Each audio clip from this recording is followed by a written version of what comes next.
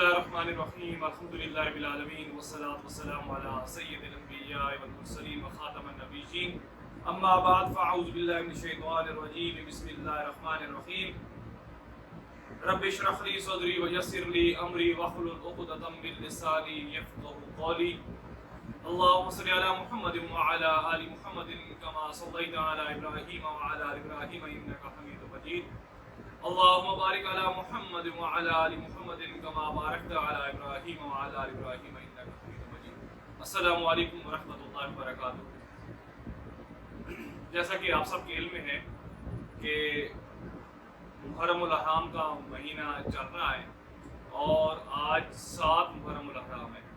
اسی مناسبت سے ایک چھوٹا سا لیکچر جو ہے چند منٹ کا وہ آپ کے سامنے لے کر حاضر ہوا ہوں،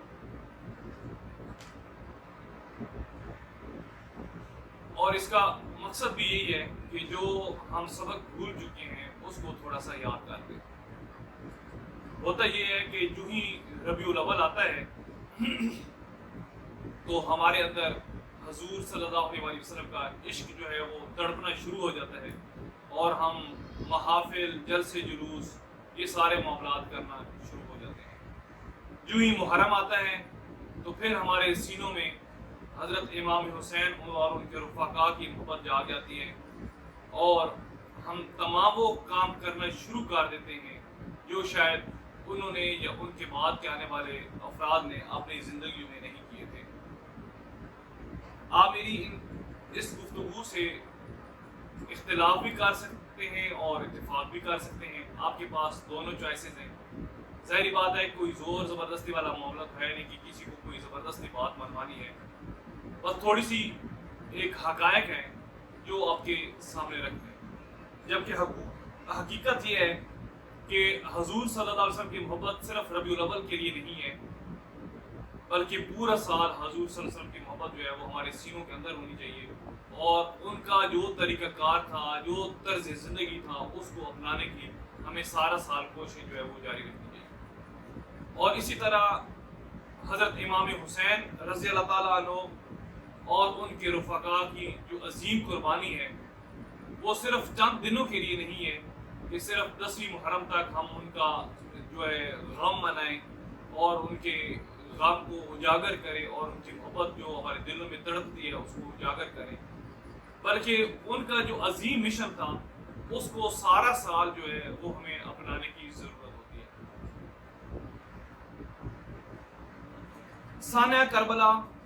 10 محرم 61 ہجری کو پیش آیا اور آج تقریباً کم و بیش 1400 سال ایک اندازے کے مطابق گزر چکے ہیں، لیکن اس دوران ہم نے کیا کیا وہ بھی ایک سوالیہ نشان ہے کہ ان کے دنیا سے پردہ فرمانے کے بعد، شہادت کے بعد ہمارا جو طرز زندگی ہے اس میں کیا تبدیلیاں آئی ہیں یا نہیں۔ اور ایک سوال یہ بھی بنتا ہے کہ حضرت امام حسین رضی اللہ تعالیٰ عنہ نے اپنے وقت میں یزید کی مخالفت کیوں کی تھی؟ یہ ایک بہت بڑا سوال ہے کہ انہوں نے کیوں مخالفت کی تھی۔ اور دوسری طرف یہ بھی سوال ہے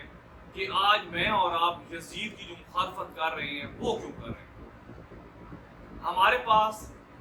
اس چیز کے علاوہ میرے ناقص علم کے مطابق کوئی جواب نہیں ہے کہ ہم یزید کی صرف ایک وجہ سے مخالفت کرتے ہیں، اور وہ مخالفت ہے حضرت امام حسین رضی اللہ تعالیٰ عنہ اور ان کے رفقا کی شہادت، جو یزید نے آپ پر مظالم ڈھائے وہ مخالفت کی وجہ ہے، جو آپ نے بے حرمتی کی حضرت امام حسین رضی اللہ تعالیٰ عنہ کی اس کی وجہ۔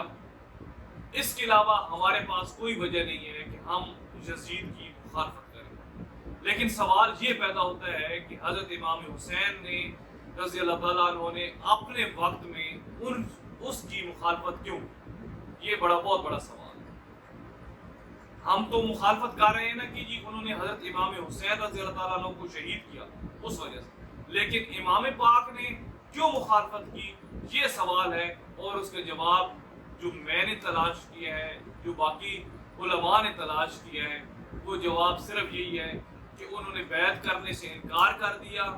اور وجہ یہ بنی کہ حضرت امام حسین رضی اللہ تعالیٰ عنہ کہتے تھے کہ تو فاجر ہے، تو فاسق ہے، تو زانی ہے، تو شرابی ہے، تیرے مشغلے اور ہیں، کبھی بھی سلطنت اسلامیہ کا تیرے جیسا بندہ امیر مقرر نہیں ہو سکتا،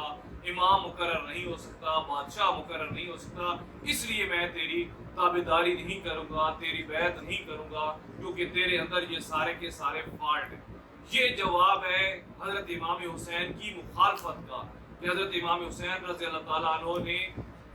یزید لعنتی کی مخالفت کیوں کی۔ اور